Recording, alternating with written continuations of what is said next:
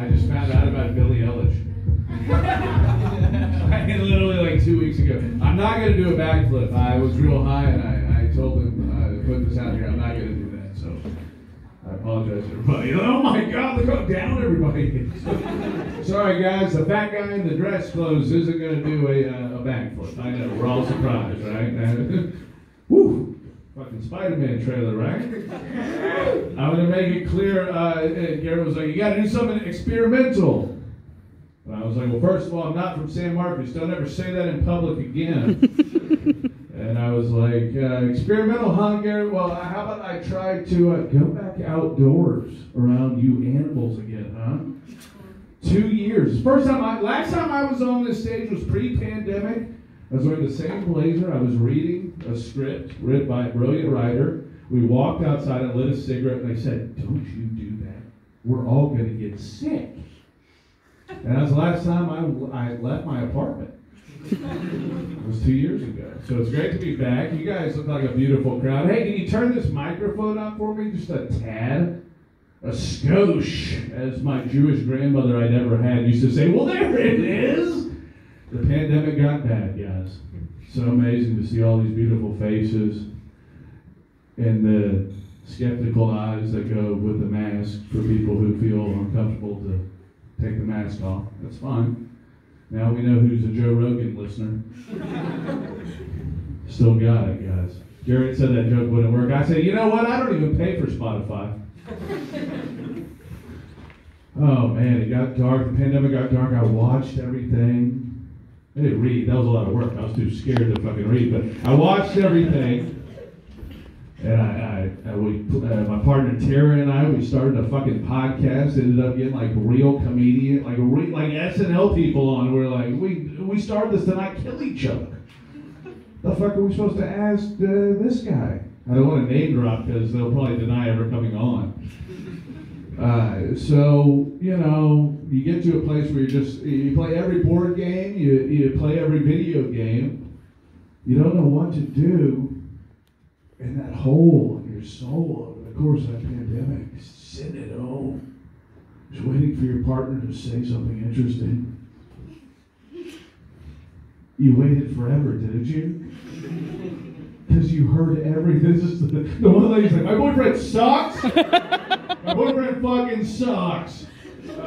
So you just wait and you wait and you wait, and Trump isn't there to do YMCA anymore, right? That sucks, right? And you're like, when's that fat ass gonna dance again? And he just flew away. Now I've talked about just about everything on stage in the unsuccessful years I've been doing comedy. I've talked about my born premature, 3 months early. I killed it. They asked me to go on Carson. They said, we can't handle all the tubes. Yeah, some of you guys are still in school, huh? You're still taking biology. You're like, hey, that would be weird if a premature kid was on Carson. The fucking hose under. You know, Johnny, I gotta tell you, that was way funnier when I did it on my cats 2 days ago. But they fall for like that mainstream comedy stuff, real SNL kind of vibe stuff. So you go through everything, right? You try to talk about everything. Lakers hats keeping me going in front row. And I talked about my folks' divorce. I talked about my childhood home burning to the ground when I was a child, just 10 years old. I've talked about my amazing comeback through high school sport. Okay, so right there, you guys are supposed to picture me montage, starting out kind of shitty and then becoming like a little less shitty and making like a couple shots and they're like, give him the jacket, it's fine.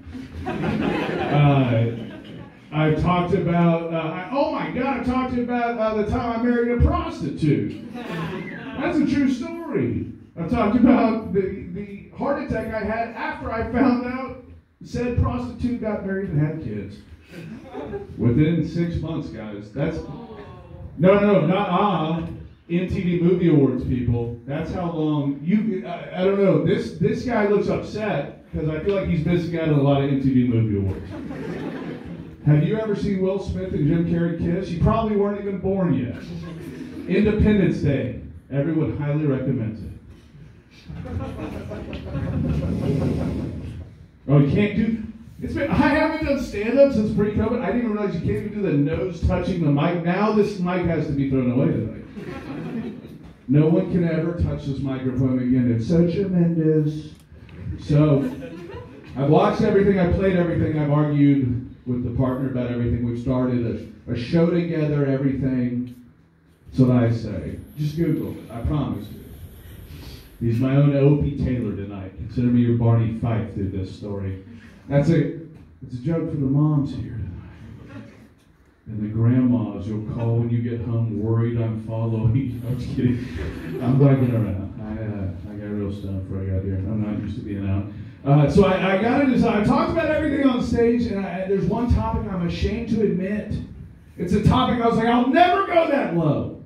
I'll never open myself up to that. And it's my fucking new addiction to the pandemic. I mean, watched everything.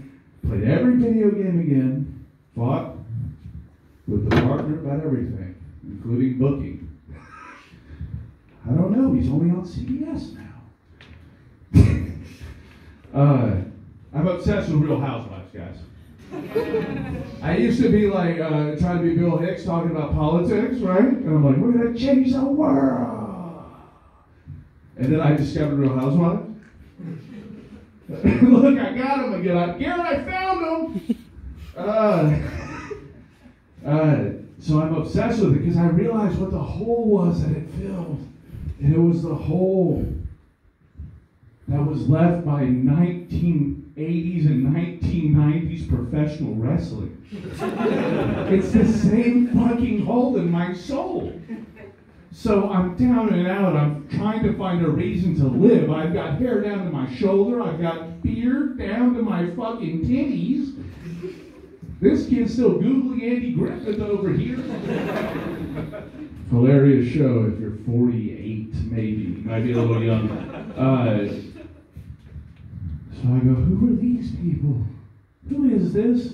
And my partner's like, sit down, calm down, make yourself a mimosa. It's the Real Housewives of Potomac. I go, who? She said, the coolest black woman you'll ever meet, soul brother. And they said, it's okay, you can do that joke here at the Fallout tonight. There won't be any black people here. You're allowed to laugh. You have a mask on. You don't have to double cover. If you're laughing with a mask on, it's fine. It's fine, right?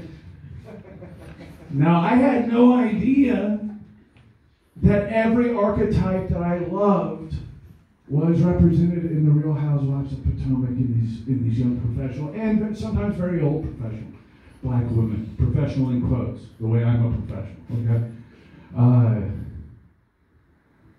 You start out with who? Somebody throw out the first wrestler that comes to your mind. Not you, you're too young. That's the only one I didn't write into the bid. Next. Shawn Michaels, okay. You got a girl named Ashley. Okay, she's young. She's a heartbreaker, if you will. Maybe a sexy girl or a boy, right? We're progressive now. But she likes to start drama. And if she could, she would fall down from the ceiling in an all-white suit with a white cowboy hat.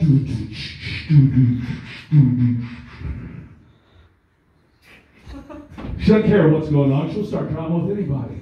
Much like Shawn Michaels. He's not a plant, folks. I'm just that much of a stupid white bro type that he knew exactly who I was going to talk about.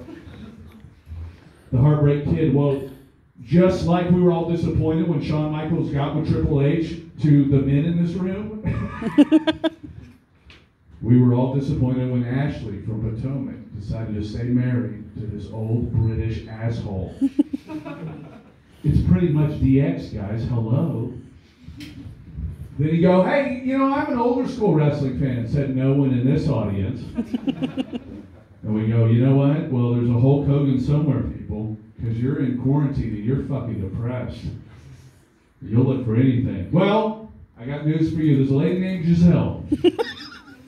She's like a poor man's Beyonce. I get in my face off this microphone, people. I'm starting the new variant. They're like, yeah, it was the fucking bad comic variant. Started when this guy rubbing his face on the microphone. We got this lady Giselle. She's Hulk Hogan to a T. She's got a shitty personal life. But she looks great. She sounds great. I am a real American. Fight for the right to run.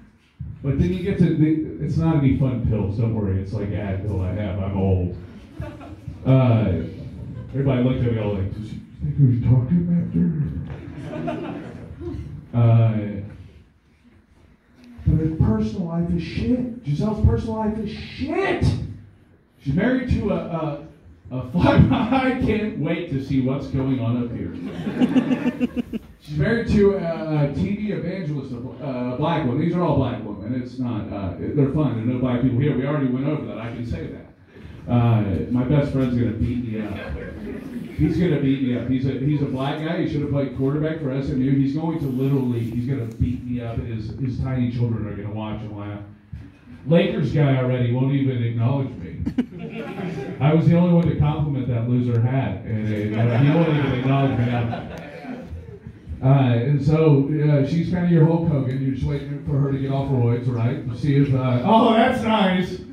Oh, that's literally how I wished I felt right now. You know what's funny is that's me calling the WWE fucking hotline to say I found some young ladies I think might be able to help you out. I didn't even know they were going to put that up. I'm kidding. I begged Garrett to put that picture up so you guys could find me on social media. You can't spread COVID through social media yet. Anyways, let's focus up, OP. We're talking about wrestling. Last one I'm going to leave you with is a lady named Robin. Anybody watch this show? Does anybody have any idea what the fuck I'm talking about? Anyway, like I know the Shawn Michaels guy is here, but does anybody know any of these women I'm talking about at all from Real Housewives of Potomac? No, it's all white people. That's right, I forgot. Guys, it's okay to laugh at that. Garrett told me it was okay. We'll throw more badmins at you if we need to. So, there's a girl named Robin. A grown woman named Robin. I'm so sorry. I just got canceled, didn't I? The maskless dude is like, yes, you're canceled. I'm allowed to sit front row without a mask, but you're canceled. So she's married to a former NBA player named Juan Dixon, who I remember losing a lot of money in bad bar bets when he played. And you kids are too old to remember losing money on bar bets when you're drunk in public because we've all. What'd you say? I'm canceled. We're all supposed to say it together. So this lady regularly shows up. She sleeps till like 3 p.m. I don't like myself. I relate to her. Right? I also own those Ace Ventura pants. Where's that address? Let's not even get into that. Garrett will never have me back. So she really shows up, but when she does, she kills it. She takes out everybody, just like The Undertaker. She is The Undertaker. She shows up, she's sleepy, she says nothing. And when she shows up, you know she shows up. You're like, uh-oh, this is brunch. Robin's here. Dong. Dong. Again, another bit that killed with my cats 2 mornings ago. Guys, I'm a serious actor. I'm on Walker, okay? Please, show some respect to the thespians. Dong. So she shows up, and you don't know what's going to happen. And then she doesn't say anything. She just says stuff under her breath. And then they show you subtitles, and you're like, yeah, you got it, Robin. You guys have been awesome. I'm Slade. Thank you guys so much.